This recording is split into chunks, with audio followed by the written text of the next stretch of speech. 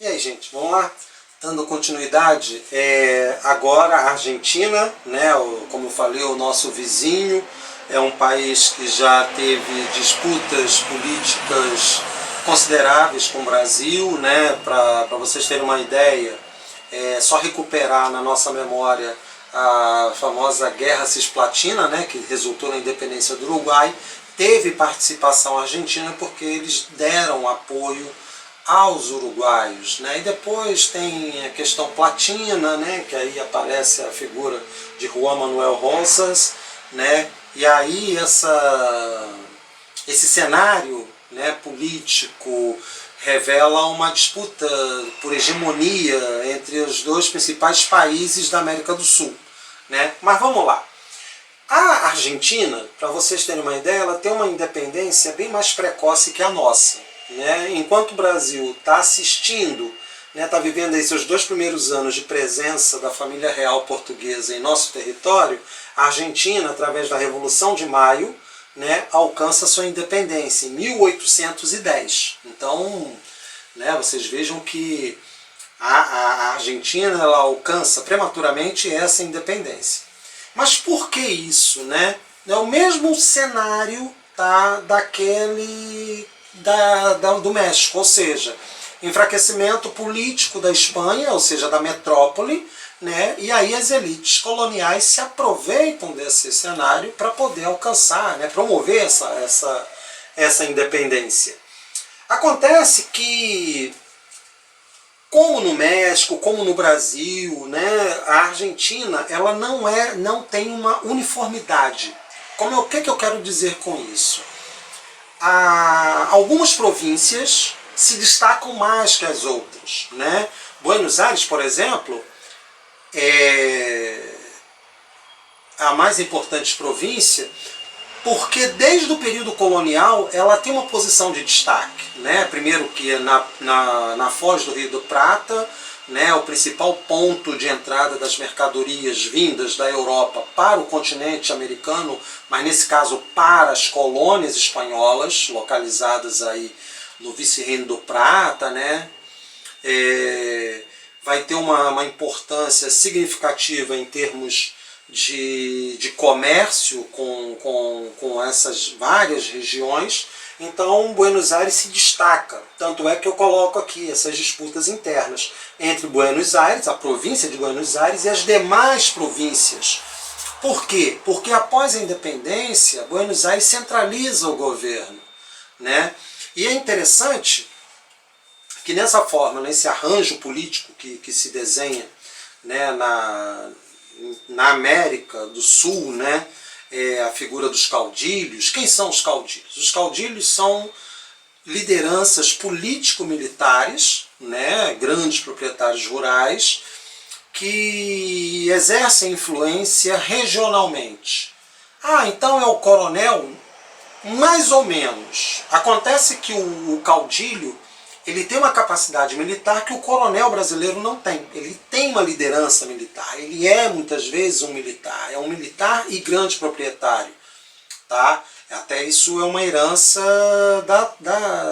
da forma como a América Espanhola foi colonizada, né? Então, acaba que essas disputas internas, elas têm reflexo ao longo da história da Argentina, né? Mas, de qualquer maneira, você tem momentos também, não é pensar o país somente pelo viés do conflito, né? Então, o que vai acontecer? Em 1826, Bernardino Rivadavia vai promulgar uma constituição de caráter liberal, inspirada nos ideais iluministas, né? Tem influência da Constituição dos Estados Unidos. Então é muito interessante isso, porque essas elites latino-americanas, elas se inspiram muito em modelos políticos ou europeus ou norte-americanos. No caso europeu é o iluminismo, no caso norte-americano é o federalismo, né? Então o federalismo pensado como esse modelo político que dá maior autonomia aos estados ou às províncias, né, como queiram. Então, de qualquer maneira, essa Constituição liberal. Mas acontece, tá, como no Brasil né, nós já vimos, e no México, nós acabamos de ver, sempre teremos uma disputa entre os federalistas, ou seja, aqueles que defendem maior autonomia das províncias, e os centralistas, né, os centralizadores, que, como o próprio nome diz, né, defendem essa maior concentração de poder nas mãos do governo federal. Né? E aí, essas disputas, obviamente, você tem, de um lado, né, as elites, muitas vezes as elites comerciais, comerciantes, né, em oposição aos proprietários rurais. Por que isso? Porque, por exemplo, é uma coisa muito curiosa. Os proprietários rurais, muitas vezes, eles defendem uma economia que incentiva a exportação e dificulta a importação. Tá? Por que isso? Porque muitas vezes o que eles produzem é muito mais voltado para o mercado externo. Já a elite comerciante, ela defende mais o protecionismo, né, em relação perdão, ela defende uma maior abertura econômica, né, ou seja, a facilitação, né, da entrada de mercadorias estrangeiras para que elas possam vendê-las com mais facilidade nos seus respectivos mercados, ou seja, nesse mercado interno. Então as posturas são diferentes, e essas posturas diferentes refletem muitas vezes nas ações do governo. Né? E o curioso é essa personagem aqui que vai justamente representar, né, esse centralismo, que é o Juan Manuel Rosas. Vocês vejam que ele tem dois períodos de governo. Um de 1829 até 1832, né, um mandato presidencial até relativamente curto, e o outro mais longo, né, de aproximadamente 17 anos, que vai de 35 a 52. Esse ano de 1852, ele é interessante por quê? Porque coincide justamente com a ação do governo brasileiro para sua deposição. Por isso que ele vai ficar até 52. Quando vocês voltarem lá na questão do prata, né, nas questões platinas, das disputas entre Brasil e Argentina, vocês verão a figura de Juan Manuel Rosas. Né? Então ele vai ser deposto, né? Um outro governante assume no seu lugar, né? E aí, favorável ao Brasil, né? E aí essa deposição do Rosas, depois você tem o evento aí, né, do acirramento das tensões com o Paraguai, Guerra do Paraguai, aquela coisa toda que tem a participação bastante contundente da Argentina.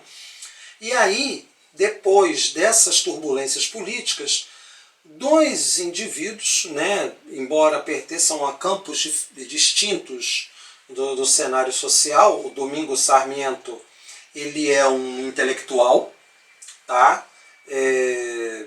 Pensando aí que através da educação dá para transformar, né, o cenário sociopolítico na Argentina, e econômico, claro, e o Bartolomé Mitre, que ele é um militar, ele é de origem militar, então a visão dele já é diferente da do Sarmiento. Né? Mas, de qualquer maneira, esses dois governantes, né, esses dois centralistas, eles vão se envolver num conflito com os federalistas. Né? Tanto é que a Batalha de Pavón, em 1861, que vai resultar na derrota dos federalistas e, consequentemente, na vitória dos centralistas. Né? E aí tem a vinda desses dois governos, tanto do Bartolomé Mitre, né, que depois vai ser sucedido pelo Sarmiento.